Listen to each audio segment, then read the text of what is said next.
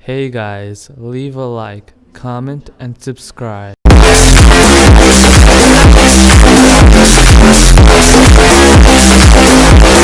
The last thing you want when you read To Kill a Mockingbird by Harper Lee is not knowing what's happening, but that just might be what you get. That's why, in this video, we are covering 10 of the most important parts of To Kill a Mockingbird by Harper Lee. To Kill a Mockingbird is set in the small town of Macomb, Alabama, in the early 1930s. The story is read entirely from the perspective of Scout Finch, this preteen daughter of Atticus Finch. Atticus is hired as a white lawyer to defend Tom Robinson, a black man falsely accused of raping a white woman. The story explores prejudice and preconceptions in a unique way, and the story arouses a lot of opinions. Number 10, Mr. Dolph Raymond. Mr. Raymond is one of the interesting characters Harper Lee introduces in To Kill a Mockingbird. The man was ahead of his time and treats the Negroes equally to the whites. To prevent people from seeing this as an act of rebellion, Mr. Raymond acts like a drunk, ostracizing himself from community for simplicity's sake. Number 9. Scout Style.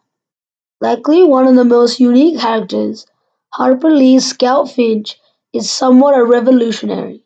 Unlike other girls, she doesn't adhere to social expectations without a specific motive, and is awakened to the prejudice of the world at a younger age than most. This character is manipulated to show the innocent ignorance of a child.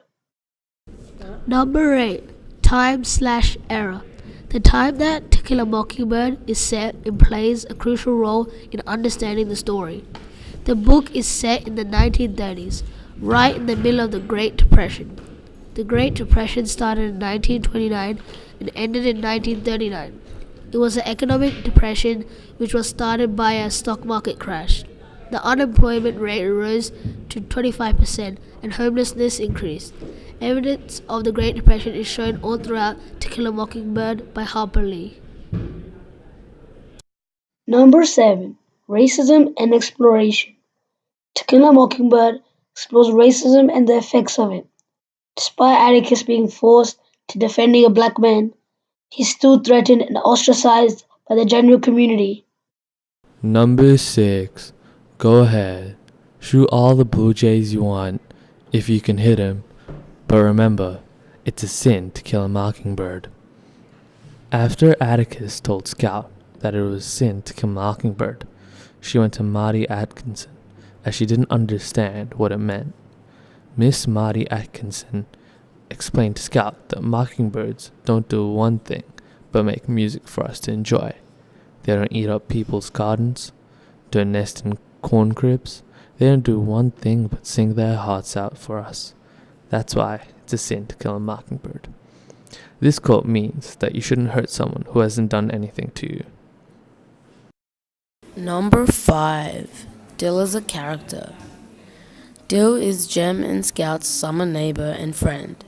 Dill is a miniature, confident boy with an amazing, active imagination. He becomes fascinated with Boo Radley and represents the perspective of childhood innocence throughout the novel.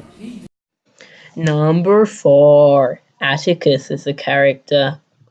Atticus is a standout character in To Kill a Mockingbird.